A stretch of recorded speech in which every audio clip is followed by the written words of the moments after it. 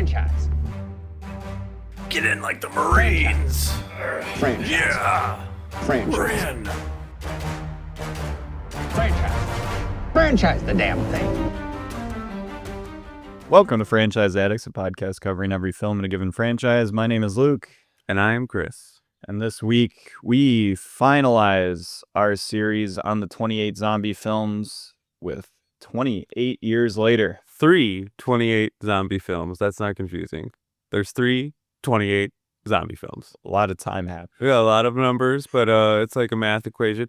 But yes, the 28 zombie series, it is, well, but it's concluded for now. But Concluded for now. very, very, very soon it will be extended.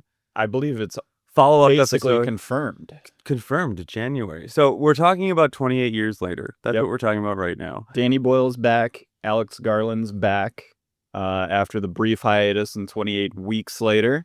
Movie is still in theaters. We're a couple weeks late after the release, but the movie is done very well at the box office, considering the type of film that it is, a legacy sequel to something. Was it like 15 years or something? 15, 17 years since? 2007. Yeah, so 18 years Yes. since Weeks came out. Obviously longer for when Days came out. But they had an idea, or they had many ideas. We'll get into that a little bit later. And they put it out there. But yeah, the boys are back. Boyle, Garland. No Cillian Murphy, though he is credited as a producer. I think he's the really, really skinny guy. There's theories that he is a zombie in this. We don't know that for sure. I don't think that's confirmed. No. But there is a weird, skinny-looking, Cillian Murphy-looking zombie. Yeah, in the film. that would be great. That did get prominent camera shot right on him. Yeah, some of the promotional material just shows that guy. Yeah. But then also, just because we referenced it, in 2026 January, so very not long from now, there will be 28 years later, The Bone Temple. The Bone Temple of Doom.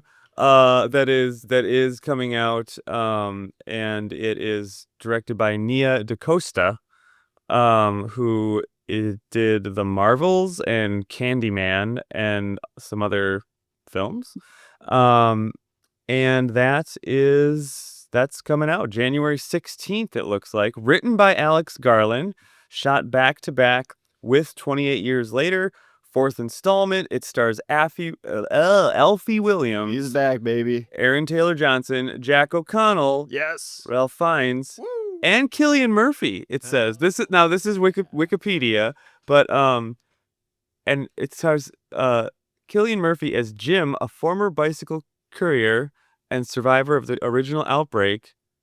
So I guess he reprises his role. Yeah, so he's Jim. Same character. He's Jim. Yeah, that's Jim.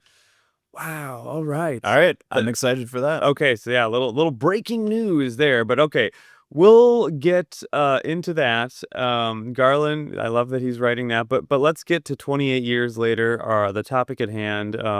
Let's get into it. Yeah, let's set it up with our main characters that we're going to be following through here. We've got Aaron Taylor Johnson playing the father role, Jamie.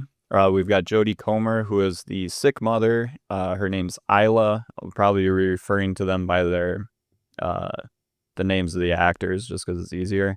And then their son, Alfie Williams, whose name is Spike in the film. Yes. They later then meet Ralph Fiennes. Sorry to give away the spoiler of that cameo, but he is there at the end playing Dr. Kelson. The movie is basically broken into three parts, as most movies are, but this is pretty clear definitions of the parts. We begin with a father and son, so Aaron Taylor Johnson, Alfie Williams, going out for Spike's first hunt. This is basically when they're 12 or 13, the boys of this island community that is staying off the mainland of Great Britain, which has been a quarantined zone in the 28 years since the outbreak. They go over, kill a couple zombies, get the kids used to having to take care of themselves as they gather supplies from the mainland, and basically get back. A couple of cool things that happen within this section. We get introduced to some new types of zombies. We got big fat crawling ones The crawlers, yeah. Those that are- they like worms, which is super gross. That is very, very disturbing. Like I believe I talked about, there reminded me of the end result of the gluttony sin from Seven. Yep. Just really like Dick Cheney crawling around on the ground.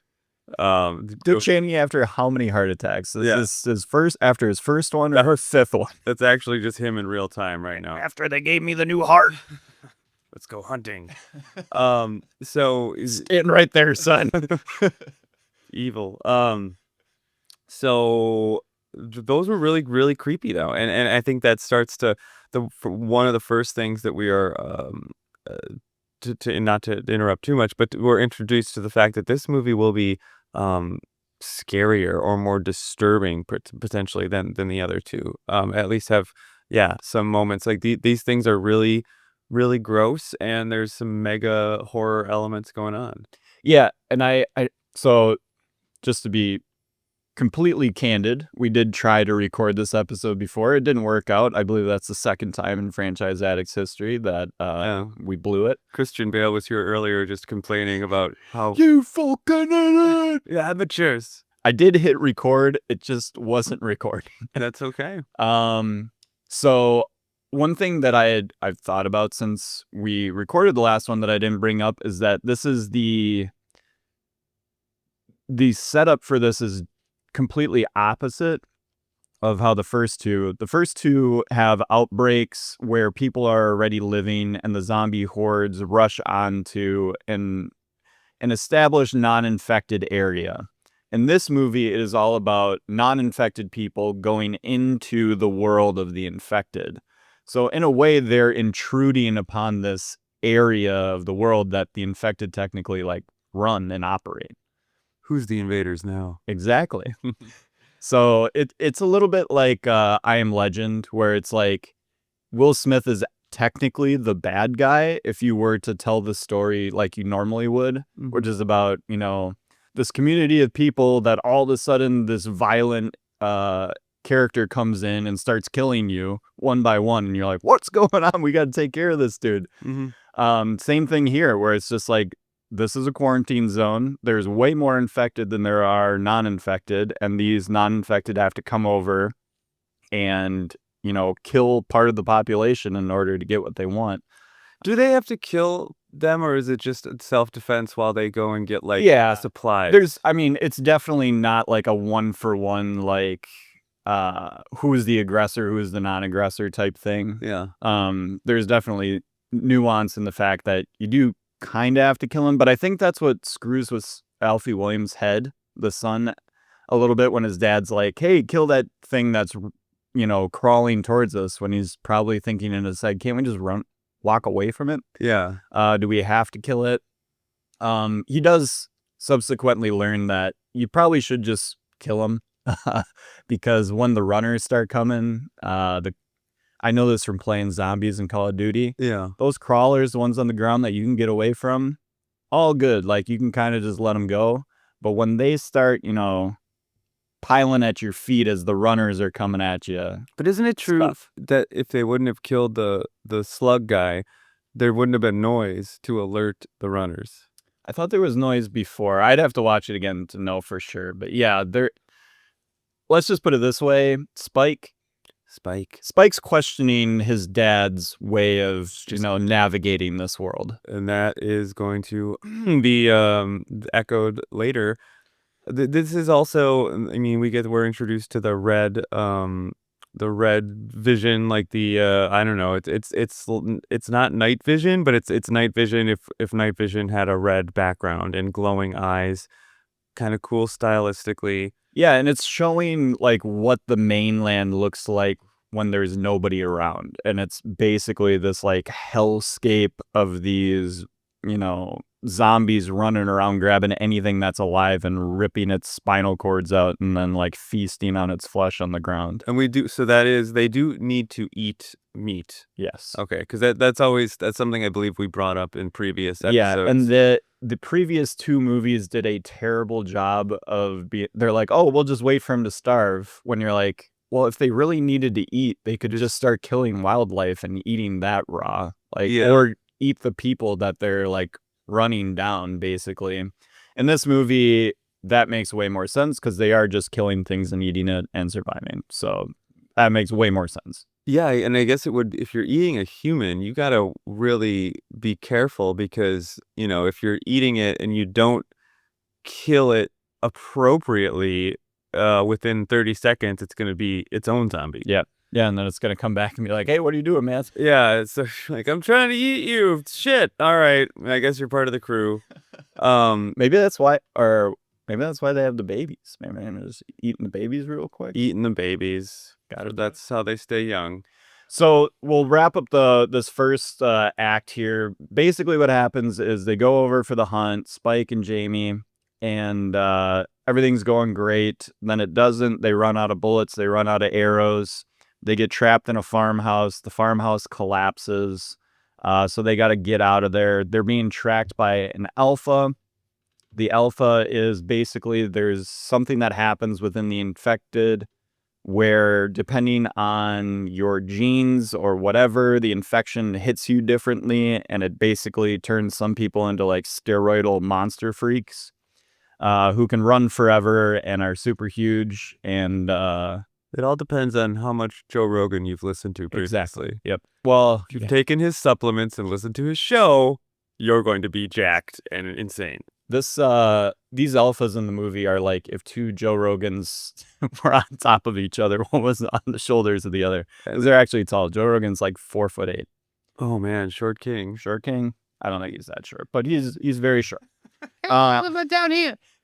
And so Spike and Jamie have to run away. Alpha's chasing them. They think that once they get to their island, which is connected by a land bridge that is either covered when it is high tide, uncovered when it's low tide, they've waited just long enough that it's just starting to appear above the surface. They're running. And the Alpha's chasing them.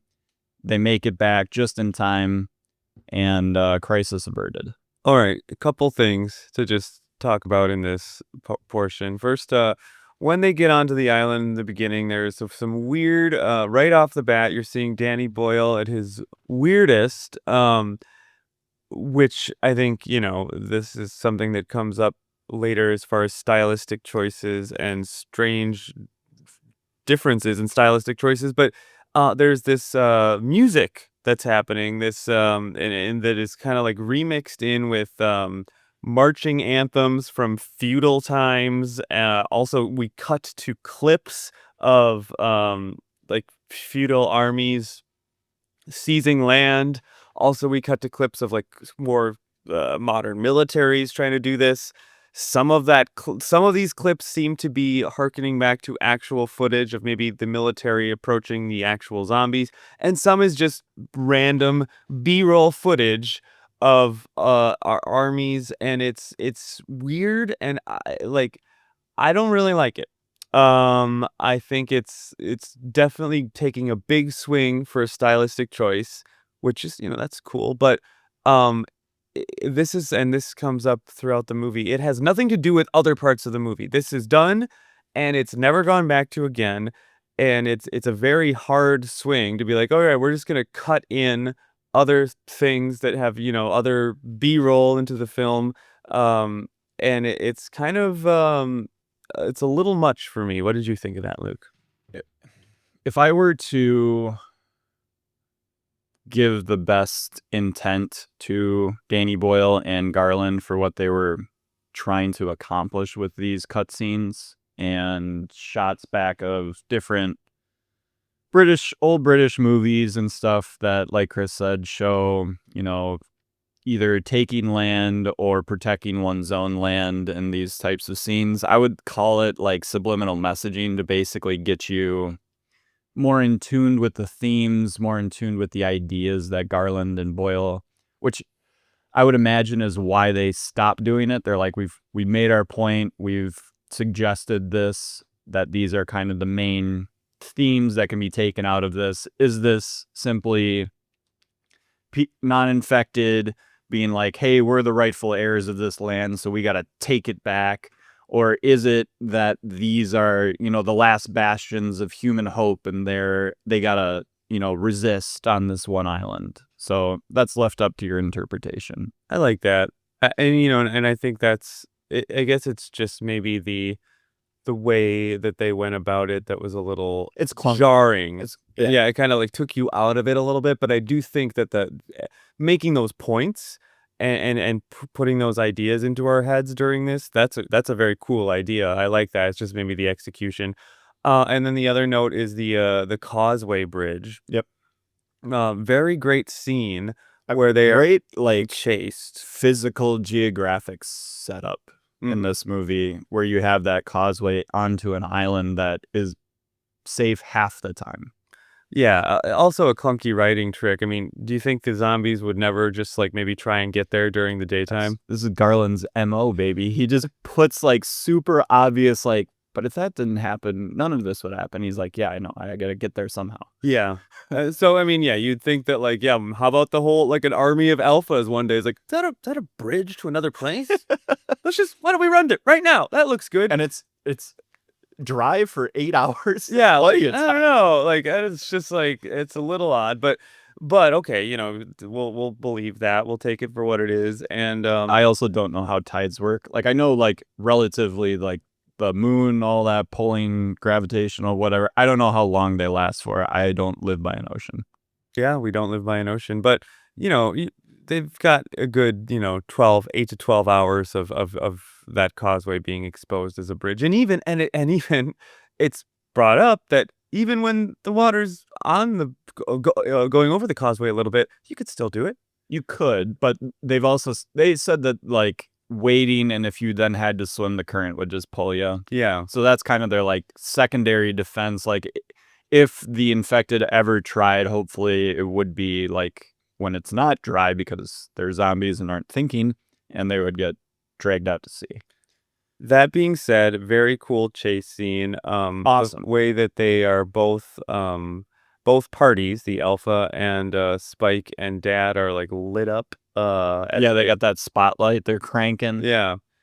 And there's like a little light under the Alpha's footsteps as he's running as well, which I think is just there for stylistic choice, but really cool stuff. A good first act.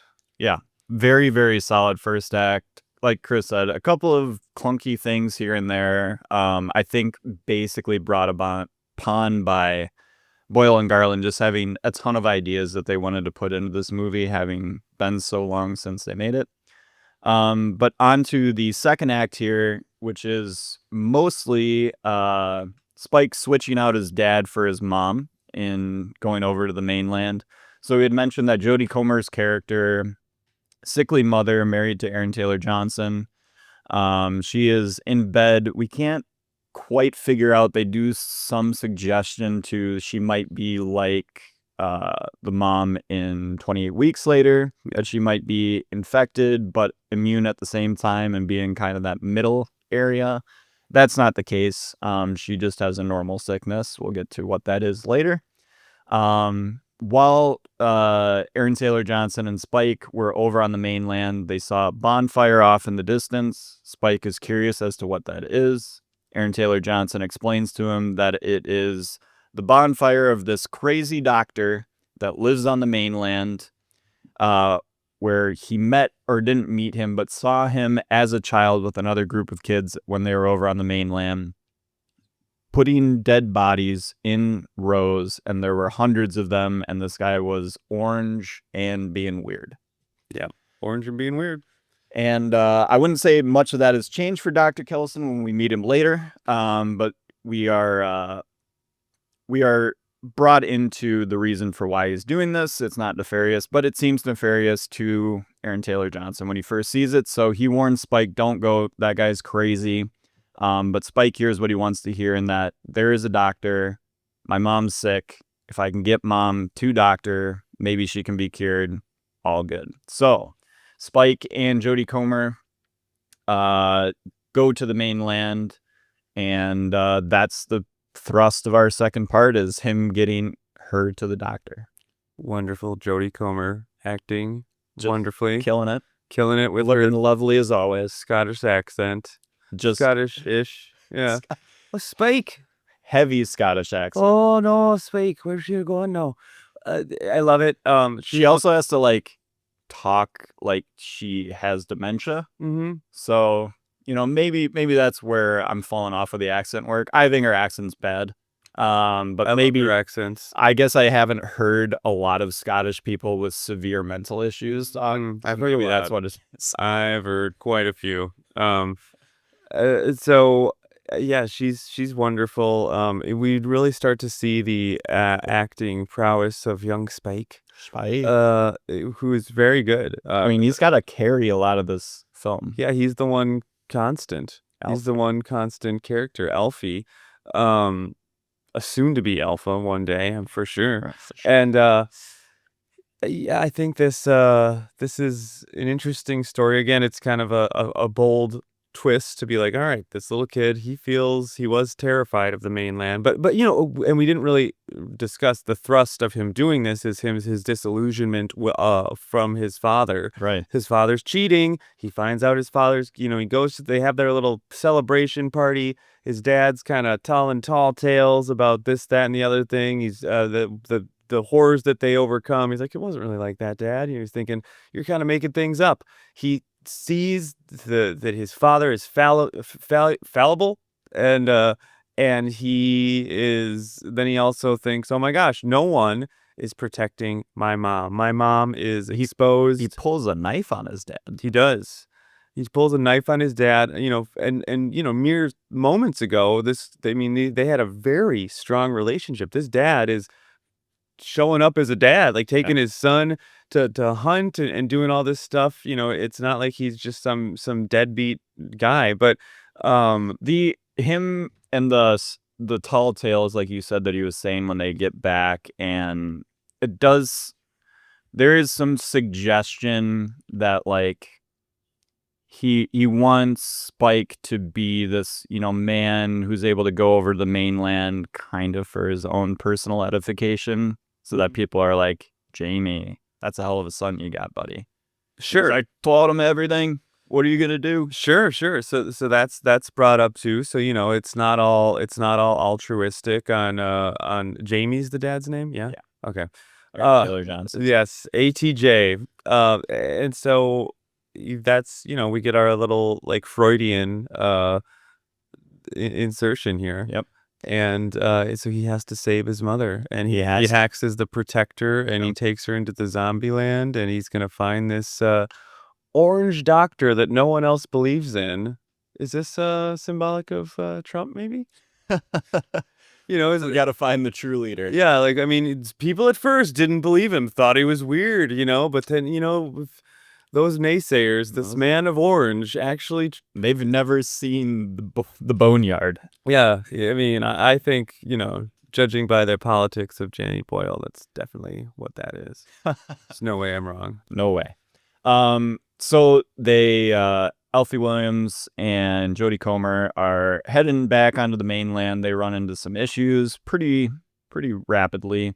They hide out in a gas station, infected all around. They are saved by a man named Eric, who was patrolling the quarantine zone, as apparently different military units do. This one is a Swedish military group. Eric joined what was it, the Navy or the Army? Yeah, he joined the Army basically on a dare, because his friend was an Uber driver or a DoorDash delivery guy, and he's like, are you really gonna just do that for the rest of your life? That seems pointless.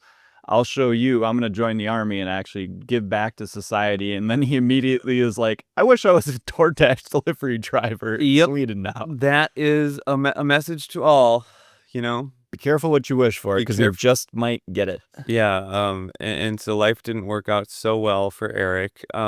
He's here, and but he does save them. He saves them momentarily. We then see different cuts to what the infected are up to. They're in, the river. We're trying to get a, geographic location on them to see how far they are away from our party. They're relatively close. We see a pregnant infected. She is going to be important in couple minutes here because as Eric and Jodie Comer and Spike are going through this, trying to get to the doctor together, they are run up by another alpha whose name is Samson. And he chases them onto, or they, are chased. They end up at this, it appears to be like a train, Amtrak type thing. Little boxcar. And they hear the sounds of a woman in labor. Unmistakably. Yep. A woman in labor. Because we've seen the pregnant infected before, we have a good idea of what we're going to see when these guys jump in there. Jodie Comer immediately goes into mom mode and grasps the hands of the infected woman and helps her through that labor and in the birthing process. Yeah, so this is the part where we are started. They bring up a new theme. We get a lot of themes, right? Like a lot of big overarching themes, and this is the time where we talk about like the acceptance of life. I don't want to say humanity because like are zombies part of humanity? I guess they were. I think that's the point Dr. Kelson's like trying to make, is that they may have lost their humanity, but in death they should reclaim it. Absolutely. And so, because Eric, the woman, he wants to just blow them all, like, kill them all right away. He's got his huge gun, right? He's ready to go. And Jodie Comer has this moment of humanity holding the hands of the infected woman as she gives birth, and then the baby is born. We didn't get to it yet, but the baby not infected. We don't know that for sure. Eric wants to. I think we do know for sure by the end of the movie. Yes. And even close to as the scene progresses, you're like, all right, baby looks pretty normal, no red eyes. But Eric, he is representing this paranoid person that's just like, kill everything, kill the baby, and they're like, no, you can't do that. And they kind of make this plea for trying to have hope in humanity and respect for life. And Eric does not, because Eric's a hardened military guy that's just seen nothing but horror and, kill or be killed. That's what he represents. And he does waste the pregnant woman after she's done giving birth, because she then does, in fact, to Eric's credit, turn back into a crazy, bloodthirsty zombie person. Then I'm sure you work up an appetite giving birth. You gotta be hungry. Yeah. And then he's eventually taken out by Samson. by old swangin' Samson. Oh, he's swanging. Swangin'. Shout out Kai Lewis Perry. Good on you. Hopefully that wasn't a prosthetic, because you got a lot of work ahead of you, buddy. Yeah, Dirk Diggler of zombies right there. Exactly. It's me. I'm the one. I'm in the scene. That's it. That was a cut scene, actually, where they had... It was mostly zombie scrotums, but he was looking in a mirror. I thought it was weird that they were trying to do the subliminal messaging back to Boogie Nights again. Yeah, I don't know. It's a classic, though. It's a film on film. What are you gonna do? So yeah, we have Spike. We've got Jodie Comer.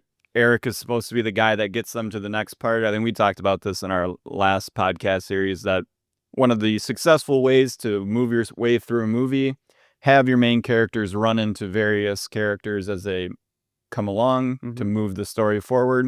Eric is, like Chris is saying, the military, no nonsense, exterminate. That's all there is to it. And then they meet Dr. Kelson, who is the more nuanced, more learned man. Yeah, maybe the antithesis of that. And it's cool to know that this theme is a theme that we've seen throughout the trilogy. Yeah. So but I don't think it's as heavy-handed as the first two, like what we ragged on about, like, is humanity really the problem and not actually the infected? This movie doesn't lean into that as much. No, it doesn't. It's just the idea of like the military killer be killed, the mindset of just like there's the predators and the prey. Yep. And that's it. And like, can we get beyond that and look at life in a different way than such a harsh killer be killed attitude? Is there more to that? And that's something that's explored in the trilogy well in the first one, less effectively in the second, and then here it's brought back. And Dr. Kelson is going to take us to school on this one with his bone museum. Yeah, so we found out what he was doing with all those bodies, which was essentially removing all of the skin and all that stuff, leaving just the bones, and he has piled those bones up into kind of a modern art piece. Mm-hmm. A little Andy Warhol, in this guy. Yeah. Art is what you make it. And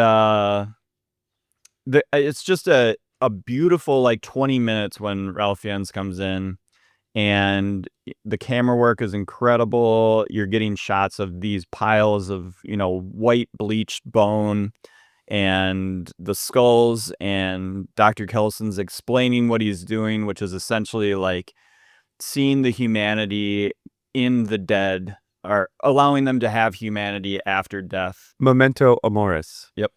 And it's just a beautiful way to look at it, that the infected has changed our perception of a certain strata of humans, necessarily so because they are bloodthirsty and want to kill people. So obviously you got to take care of them when that happens, but that doesn't mean that you can't honor the life that they had before they were infected, because before they were infected they didn't want to kill you. And that's just how that works. I misspoke. Memento Mori is remember you must die. And that's what he's getting at. Memento Amori is used to evoke remember love. Yeah, which I think he does say that later. He says it both. He says it as the parallel ideas that you have to survive in this world. Remember you have to die, but also remember that is just going to lead you to a life of despair. Just remembering that you have to die, you also then have to remember you have to love. In order to get through that, could not be put any better with what happens with the Jodie Comer character when he meets the good doctor, because the good doctor is able to ask her questions, check a couple of things here and there, and basically confirm that what she has is cancer. And unfortunately, cancer cannot be taken care of in this world. And he essentially has to explain to Spike that his mom's dying. It's in her brain. It's not good. She doesn't have much time left. Not much time at all, apparently. Yeah, and Jodie Comer has known this. She has had a good feeling that it is cancerous. It is something that is taking over her entire body. So in a way, she is infected, Chris. She is infected. Just with a non, crazifying infection. Get crazified. That's a technical word. Yeah. And so Kelson, I keep on wanting to call him Dr. Kelso because that's a Scrubs character. Dr. Kelso. Dr. Kelson. Travis Kelce. Dr. Kelson offers her a more peaceful way out than the way that she is probably going to go, which is going to be brain cancer. Very painful. You call him Dr. Kevorkian, am I right? Oh, yeah. Oh, all right. And he gives Spike a sedative so that he's, not going to try and take him out while he's killing his mom. Take this, Spike. You're going to be feeling very relaxed. No. Hilarious if you would have just jabbed him. Yeah. Oh shit, wrong dart. Spike's dead. Damn it. All right, clean the skull. I guess we got 2 skulls going up on the lift today. I do this every time. God. Kelson. He's grabbing another skull. I'm sorry, Jimmy. Sorry. I did the same thing again. What can I say? I'm old. I've been out here all the time by myself. This iodine gets into your eyes. Yeah, it's not good. What are you going to do? It's hard out here for a doctor. An orange doctor. But it's a very beautiful scene. Jodie Comer passes away peacefully. Kelson takes care of the body, turns it into white, beautiful bone, and Spike is able to put it in a prominent position on this modern art piece on the bone pile, and she lives on there. Yeah, and not to harken back too much to this, but the Memento Mori and Memento Amori, this goes back into describing jewelry collections that incorporate symbolic designs such as skulls to represent love and its connection to mortality. This Memento Mori, Anna Mori is fundamental. Wait, where is it? It has been a recurring theme in art, literature, and philosophy throughout history, which is like, well, obviously, duh. But again, just when I look at that and read into that a little bit, you're like, oh, that's really well done. Yeah. But to incorporate this and to incorporate it this way into a zombie movie and the way it's done, it gives you a new appreciation for what they are doing and how they're doing it, which yes is now, maybe we should also talk about like how this tone shifts majorly, right? Well, I will just say that this is like Garland at his finest. If you like Garland movies, especially the ones that he's written, they can kind of like veer off or have way too big of ideas sometimes, but there's almost always one nugget of something within the story that you're like, wow, that was beautiful. Mm-hmm. I don't know how I feel about the like 9 other things that he's trying to get his point across about, but like he really settled on that one really beautiful thing. And I think that's what it is here, is that Memento Mori, Memento Amore. Memento Amore. Sorry. Bring it back to the Godfather. That's the It could use a little bit more Memento Amore. Yes. But yeah, it's So yeah, let's talk about the third act, or not even really the third act, but the conclusion to the third act. well, are we talking the Adidas Bros? We're talking the Adidas Bros. We're 'Cause I talking thought, like- Alfie Williams keeping the kid, Dr. Kellison helping him get back to the island. He drops the kid off at the island with his father and a note telling him that the mother has passed away peacefully. They did visit the doctor. Here's a kid, raise that kid up. He's not a zombie. Don't worry, not a zombie. I'm sure all the people took that like as gospel. They're Yeah. like, oh no, we never have to worry about it. Turns out they turned into a zombie about a year old. Oh no! Turns out that kid was just made an outcast and he like lives in a field. Yeah. But Alfie Williams is... They didn't check the mail for a couple days. Oh shit.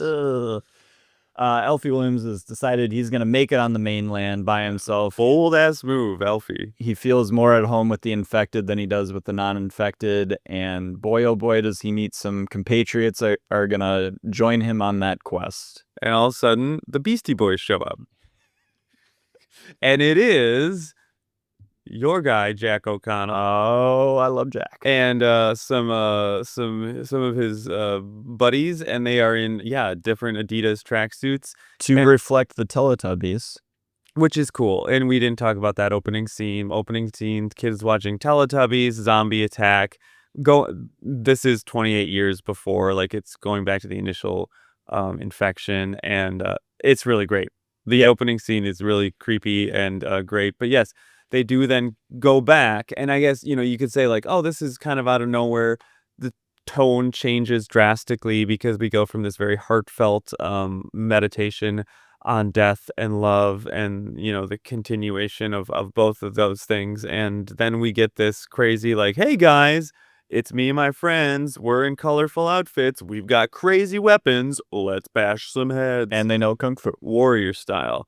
And they do, but it does, it ties into that opening scene because that does introduce the Jack O'Connell character. We know this because of the gold cross that his crazy father gives him before he is zombified. Yeah, his crazy father does the very normal thing where he's a Catholic priest and has decided that the infected are the like rapture coming of the, going to heaven basically, and fully accepts them as they pour into his church and infect him, and he does so praising God. Call back to the first movie where the first time we see the infected is in fact in a church. There you go. Yeah, that is a good callback. So and it's so, and then there's like some rock music going on. So it does. We're back to crazy style. We're going back to crazy style. They asked Guy Ritchie to step in for 5 minutes, and Guy Ritchie obliged. Yeah, he's like, all right, guys, I got you. I know my place here. I gotta pick the music. I gotta pick how we edit this, and it is going to be every half second you're going to see a new frame. Yep, it's going to be jarring. I hope you don't have seizures because this is going to give you one. And so then that happens, and we're just kind of like, it is kind of a pick-me-up. Like, not that I think the last act, full act, not with this beatdown at the end, is a very like beautiful but also solemn, and it does bring the energy down. And it's brought up again because, of course, there's a sequel coming, and then we see that, and so we're kind of just given this little pick me up before we cut out, and the movie's over. This whole scene is what, like, I don't know, 2 minutes tops, not less, Not big. and that's it. That is all. And now we'll get into our favorite scene, our favorite performance, and the MVP before we give you a rating. Mm-hmm. My favorite scene is probably them sitting by the fire, having the memento mori right before the passing away of the Jodie Comer character. I think particularly the line where Jodie Comer confesses that she knew that she was sick, that Spike's father also knows that she's very, very sick and can't be cured.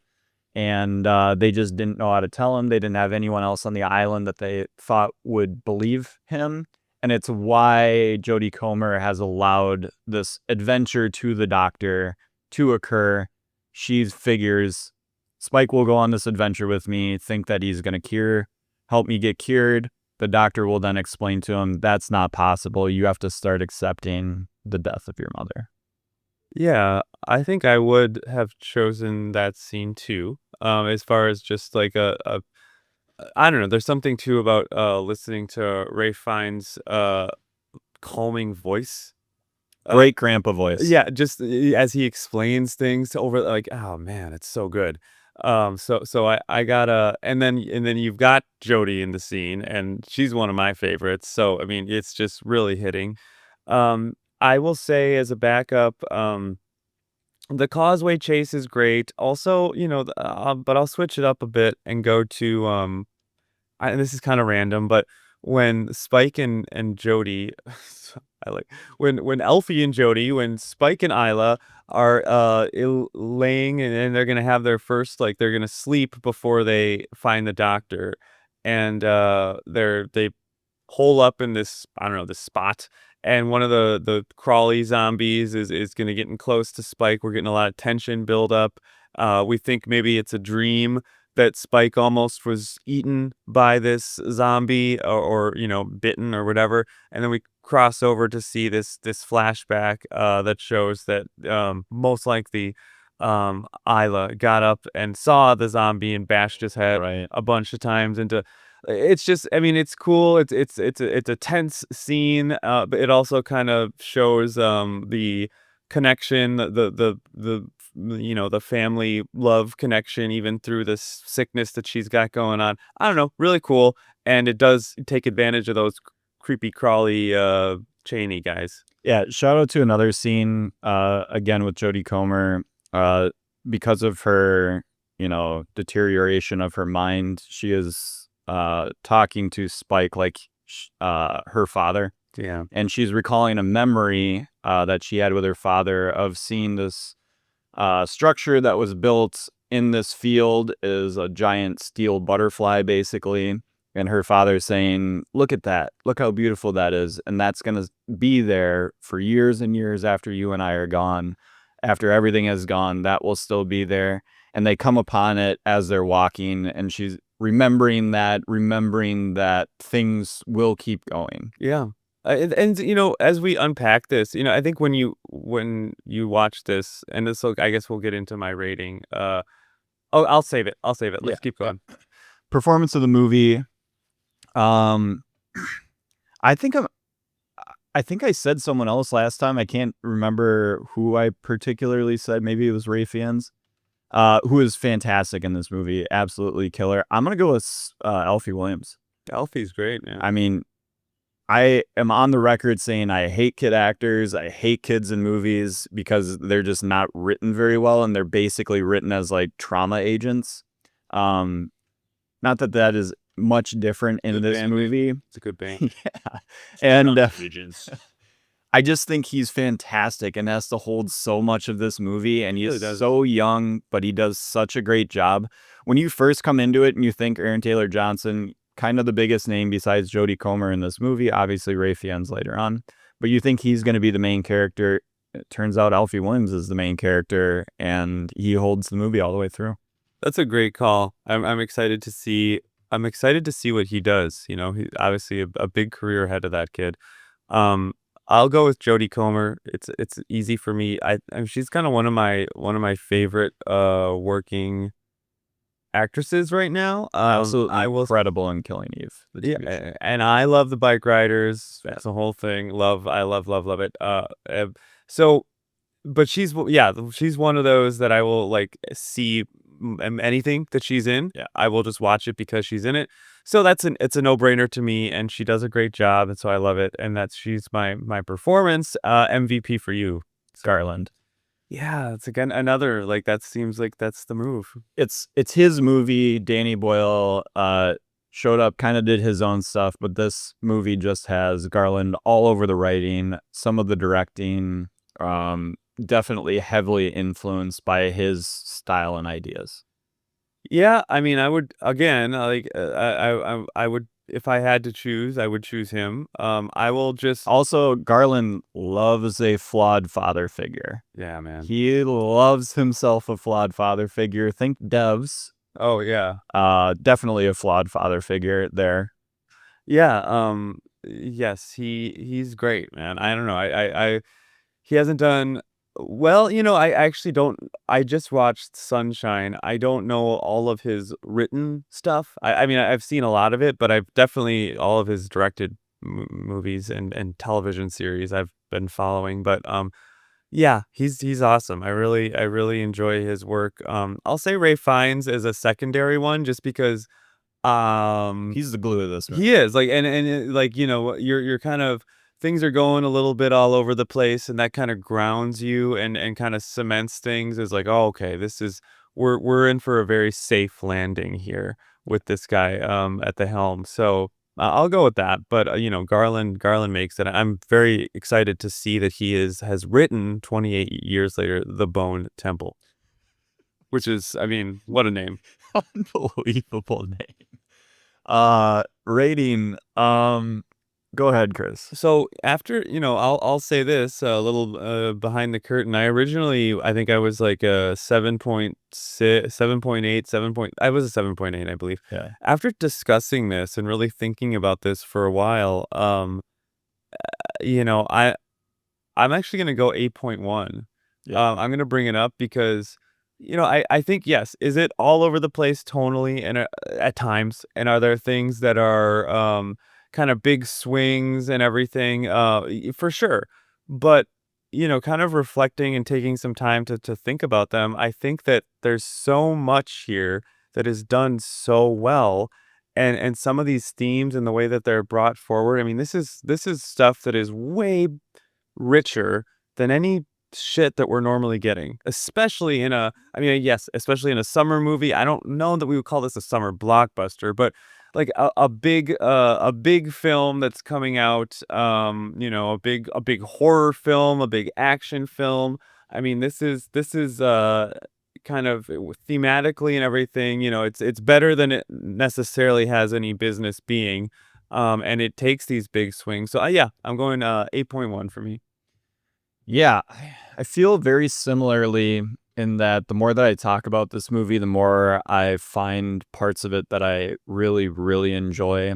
I would say about 3/4, maybe a little bit less, but at least 3/4 of this movie I would give like a high 8 to.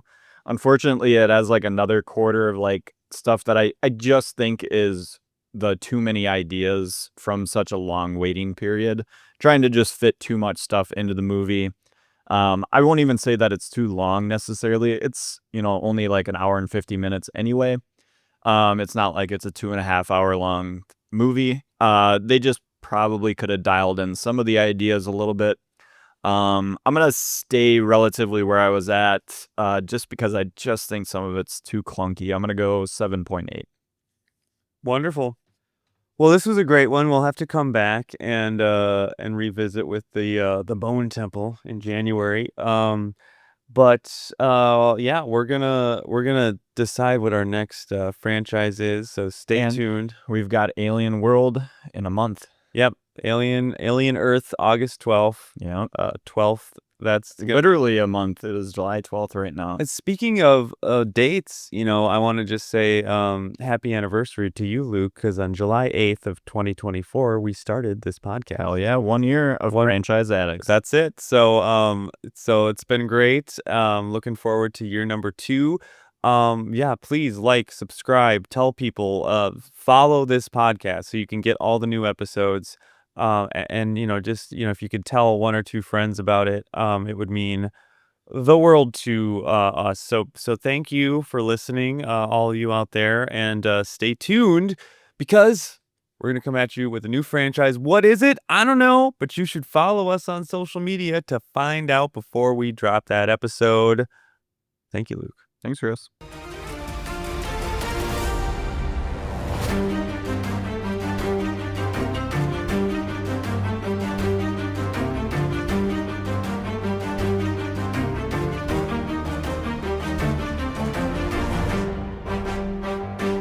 Franchise.